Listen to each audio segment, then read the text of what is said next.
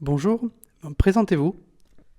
Bien, bonjour à votre prénom, c'est Damien. Damien. Bonjour Damien, merci d'être venu me rencontrer.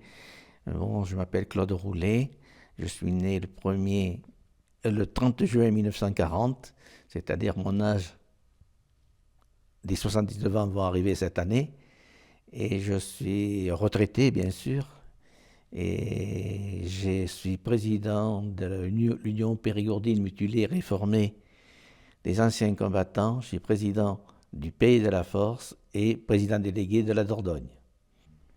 Quel âge avez-vous durant la guerre? Je suis parti le jour de mes 20 ans à l'armée. J'étais incorporé à Labraconne, près d'Angoulême. J'ai fait 4 mois mes classes. Ensuite, je suis parti 10 mois à Saint-Mex-en-École, au centre tactique. Je posais des terrains, des maquettes pour que la réserve vienne s'entraîner. Et au 1er septembre 1960, 61, je suis parti directement en Algérie pour faire bien sûr la guerre. Est-ce que vos parents travaillaient à cette époque? Bien sûr, ils travaillaient la terre. Il n'y avait rien de bien spécifique. Papa, il travaillait la terre et c'est tout ce que je peux vous dire. C'était des cultivateurs. Voilà. Moi, j'étais apprenti, par contre. J'étais apprenti ébéniste quand je suis parti à l'armée. Avez-vous choisi d'être soldat? Non, je n'ai pas choisi d'être soldat. J'étais appelé et bien sûr, ça faisait mal, mais je me suis retrouvé en Algérie avec beaucoup de copains qui se sont engagés. Moi, j'étais appelé. Comment se passait l'école à cette époque? Alors, moi, je n'ai pas fait d'école longue, j'ai fait de l'apprentissage. Et j'avais deux journées de cours par semaine. Alors, j'habitais à Lille, à l'Isle, à côté. Hein. Je faisais en vélo 20 kilomètres pour aller à Périgueux, pour prendre les cours professionnels, et 20 kilomètres à Brantôme pour prendre les droits et tout ce que l'on avait pour les lois du travail. Toutes les semaines, je faisais ça. Et le reste du temps, bien sûr, je travaillais dans un atelier. J'ai très très bien appris l'ébénisterie. D'ailleurs, vous pouvez regarder ce qui est fait ici, c'est tout moi qui l'ai fait. Comment était la vie quotidienne pour se procurer à manger? Alors là, en France, on mangeait pas mal à l'armée, c'est vrai que ça mangeait pas mal. Où c'est devenu plus compliqué, c'est surtout en Algérie parce que j'étais dans une arca. Et bien sûr, nous étions à peu près 4-5 journées de fil à faire des combats, à maintenir l'ordre, faire, vous savez, hein. Et là, pour manger, nous n'avions que des boîtes de rations qui n'étaient pas faciles, qui n'étaient pas très très bonnes, parce qu'il y a eu énormément de gaspillage quand vous voyez les boîtes de conserve qui étaient bouillantes, parce qu'il faisait tellement chaud, c'était pas facile à manger. Et heureusement qu'une fois, 2 fois par semaine, on rentrait se reposer, et là, on était nourri quand même avec de vrais repas. Et ça, on était vraiment très très content de manger correctement. Parce que la boîte de ration, il y en avait assez. Quel type de repas mangez-vous dans ces boîtes? Ah ben, il y avait tout, c'était que des conserves. Hein. Alors, on avait des boîtes de pâté. Hein, comme j'étais dans une arca, on disait c'est de la loufe. Hein, des boîtes de sardines. Et vraiment, vous savez, quand c'est chaud, c'est pas très très très bon. Y avait-il des alertes? Ah oui, il y en a eu souvent des arlettes, surtout après le 19 mars 62. Là, on était souvent interpellés pour prendre un peu, et surtout assurer la sécurité auprès des civils qu'il y avait. C'était très compliqué. Je vous garantis que ce n'était pas toujours, parce que bon, il y avait l'OAS hein, qui avait pas mal, on a eu beaucoup, beaucoup de soucis. Je ne peux pas dire, et on n'était plus armé comme avant. Hein. Après le 19 mars, on avait des cartouches emballées dans des boîtes comme avant. Hein. C'était très, très compliqué. On n'avait que notre présence qui amenait un peu de sécurité. Dans quel état d'esprit abordiez-vous les confrontations avec les ennemis? Alors là, c'est très difficile à dire, hein, parce que bon, on n'avait pas peur, mais on n'était pas si courageux que ça. Moi, j'ai parti avec mes 3 copains, nous étions 4 à partir, et on se surveillait les uns les autres, et pour surtout qu'on ne soit pas descendu. Car quand il y avait des rafales, que vous voyez les balles qui tombaient, qui passaient au-dessus de la tête, que vous voyez les branches tomber, ben, je peux vous dire que je me mettais à plat ventre le plus bas possible pour ne pas être touché. Je n'ai jamais été un héros, mais vraiment, quand vous attendez les balles siffler comme ça, on n'est pas très courageux. Enfin, moi, je n'étais pas très courageux. Je ne sais pas qu'est-ce que je peux vous dire de plus, mais là, vraiment, il vaut aller mieux tirer des balles sur l'ennemi que d'attendre les balles siffler sur la tête. Alors, nous allons passer aux questions des abonnés. Alors, voici une question de Cédric. Dans quel type de corps d'armée étiez-vous? Alors, j'étais dans l'infanterie de marine, le 16e RIMA. Une question de Sunlight. Est-ce que cette guerre vous a traumatisé et est-ce que vous avez peur qu'il y en ait de plus terrible? Je pense que c'est... J'y pense souvent, j'en rêve encore la nuit, des mauvais moments que l'on a passés. Une guerre, c'est toujours terrible. Heureusement que nous, on n'a pas eu trop de victimes chez nous. Il n'y a eu que le caporal-chef Potin qui était à 80 jours de partir, d'être démobilisé, et il n'était plus obligé de venir avec nous sortir en opération, et il s'ennuyait à El Alia, dans sa caserne, et il a demandé au capitaine Mangin de venir, s'il pouvait venir. Le capitaine Mangin lui a dit OK, il n'y a pas de problème. Et bien le pauvre caporal-chef, il s'est fait tuer par une balle perdue. Et je peux vous dire que ça nous a marqué. C'est un exemple typique que nous, on a vécu. Voilà. Par contre, ce qu'il y a eu beaucoup en Algérie, surtout chez nous, on a eu plus de victimes par hydrocution dans la mer, car on venait de faire des opérations très chaudes, bien sûr, et on passait à Jeanne d'Arc, sur le bord de la Méditerranée, et bien sûr, le camion, le GMC s'arrêtait, et on allait se rafraîchir. Et nous, on a eu 3 hydrocutions des gens de l'armée. Vous voyez un peu les accidents qu'on a eus. D'ailleurs, nous avons eu, nous, dans les 10 mois que j'ai passé là, on a eu plus d'accidents que de vraiment tués par balle. Une question de Cédric. Quelle bataille avez-vous participé? Et y a-t-il un événement qui vous a le plus marqué? Mais la bataille, on n'avait pas de front, il n'y a pas de lieu. Nous étions toujours dans le djebel, hein, c'est-à-dire qu'on partait le matin, la nuit, quelquefois on dormait dans le djebel. Il n'y avait pas de lieu bien précis. Alors moi j'étais à El Alia et autour. Alors bien sûr, il y a énormément de patelins, c'est la côte 303, la 706, vous savez, c'est des monts, hein, mais il n'y a pas de lieu bien précis. Je n'ai jamais eu d'accrochage en ville, à Philippeville ou à Bougie ou à Alger, non, je n'ai jamais eu. Mais par contre, oui, dans le Djebel, on y était souvent. Voilà mon service militaire que j'ai fait là-bas. Et y a-t-il un événement qui vous a le plus marqué? Ah oui, quand Roger Kubeki, en posant sa mine, la mine a explosé. Et il a été gravement blessé. Et là, nous avons pris des routes interdites pour assurer sa sécurité. Nous avons pris des routes interdites où il pouvait y avoir vraiment des fêles pour descendre. Nous sommes arrivés, il était à peu près 11 heures du soir, ou 23 heures comme vous voulez, ou 23 heures, à El Alia, et il a fallu qu'on le transporte à l'hôpital à Philippeville. On était quand même à 23 ou 24 kilomètres. C'était interdit. Nos 3 copains, c'est-à-dire avec mes 2 autres copains qui étaient bien à vie, pour accompagner Roger Kubeki, on est parti volontaire, on s'est engagé pour l'accompagner jusqu'à l'hôpital de Philippeville. Et je peux vous dire que là, quand on est revenu, nous n'avons pas été félicités car c'était trop risqué pour nos vies de partir comme ça sans être escortés. Ça, on l'a fait. Mais Roger Kubeki est revenu et nous a dit merci parce qu'on l'a sauvé. Une autre question de Cédric. Pourquoi en Algérie ils appelaient les Français les pieds noirs? Alors là, je n'ai jamais su pourquoi ils s'appelaient les pieds noirs. Ça nous a beaucoup ému. Mais le mot pied noir, je ne sais pas. Honnêtement, on savait. Moi, je sais pas. On a été très surpris d'être pieds noirs. Je crois qu'il faudrait poser la question vraiment à un rapatrié d'Algérie pour leur dire. Ouais, ça, je peux vous dire. Moi, je ne peux pas mettre le mot pied noir. Alors en Algérie, on a déjà entendu parler de cuve de la mort et de torture. Qu'est-ce que vous en dites vis-à-vis de ça? Est-ce que vous avez connu ces moments-là? Oh oui, je l'ai connu. C'est très pénible de voir la torture. Eux, ils nous torturaient, mais nous aussi. Ils étaient interrogés, je peux vous dire que c'était très difficile. Soit par l'électricité, soit par... C'était très difficile. Je crois que moins j'en parle, mieux ça va pour moi.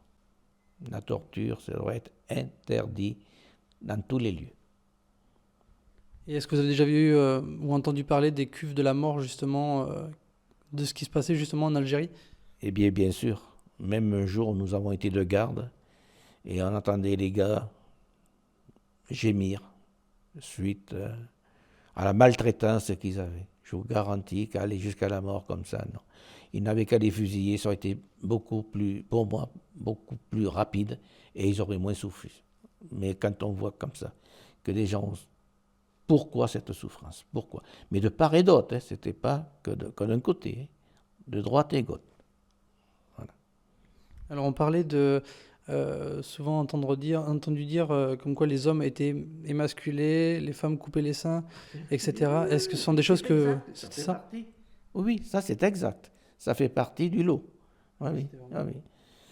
C'est les Algériens qui prenaient une femme française ou un soldat français, on leur copie les parties, ça c'est sûr. Et même les parties étaient cousues dans la bouche. Alors, on vous rendez compte jusqu'où ça pouvait aller. Une question de Alex. Comment faisiez-vous pour l'hygiène? Ah ben l'hygiène, c'était pas très compliqué. Nous avions de l'eau en réserve dans des fûts, parce que nous n'avions pas d'eau courante. Très peu, quelquefois on en avait 1 heure, alors là bien sûr il y avait du monde.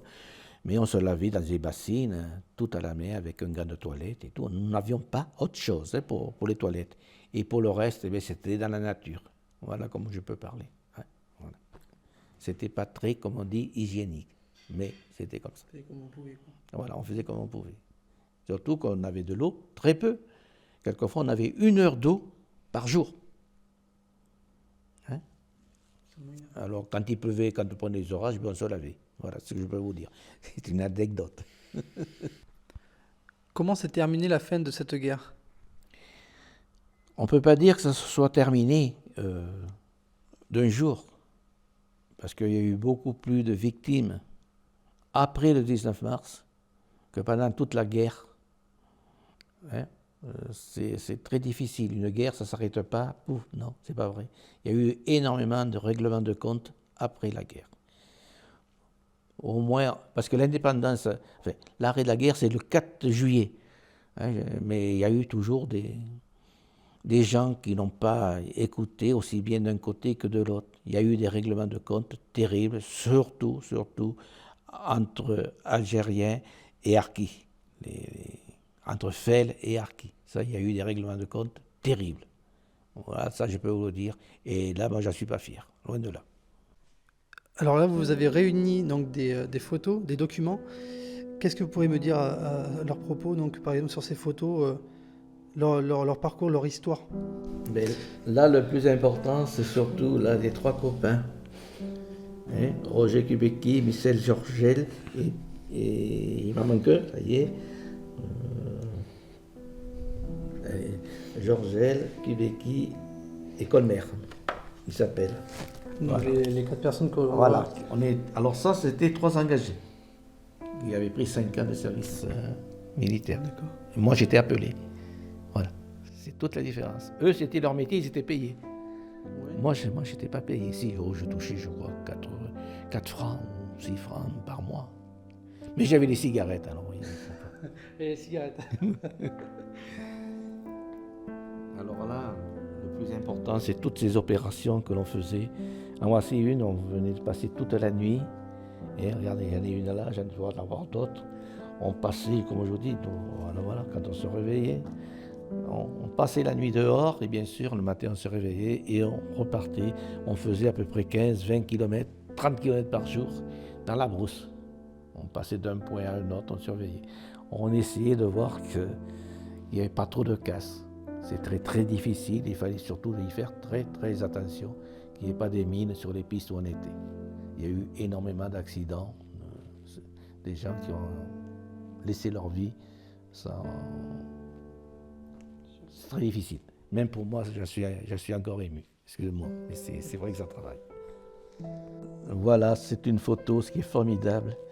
C'est Bagriche qui s'appelait. Il était caporal Bagriche. Je sortais toujours avec lui dans l'Arca. Hein. C'était un très très bon harki.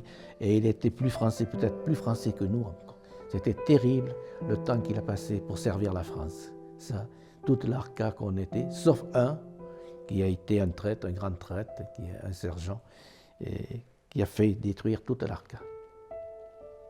Ça, c'est des souvenirs que j'ai qui sont très difficiles.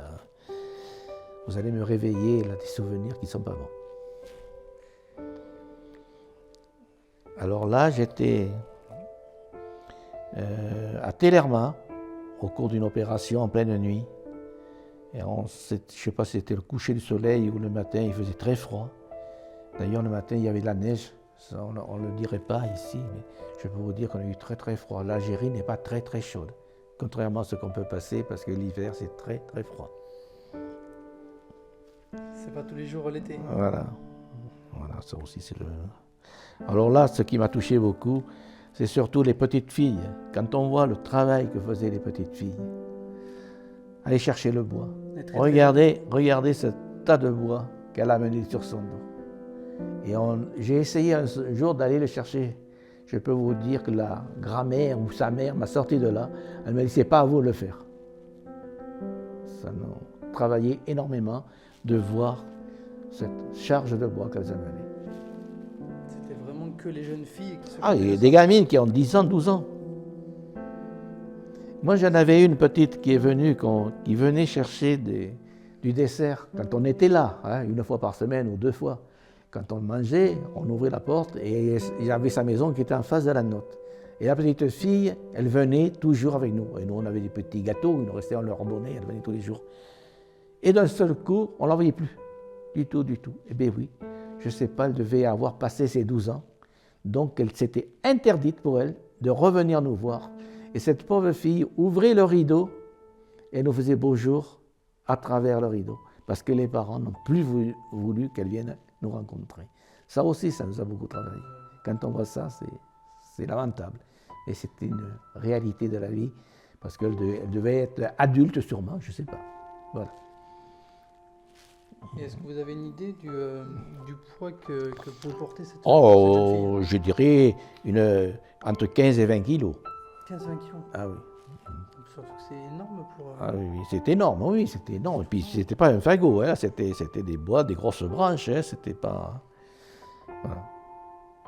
Par contre, sa maman, elle le portait sur la tête, regardez, voilà. Elle portait un peu de bois sur la tête, directement. La jeune fille à côté, c'est cette... Ah ben, je ne sais pas qui c'était, ça a D'accord. été une autre... Hein, vous voyez, voilà.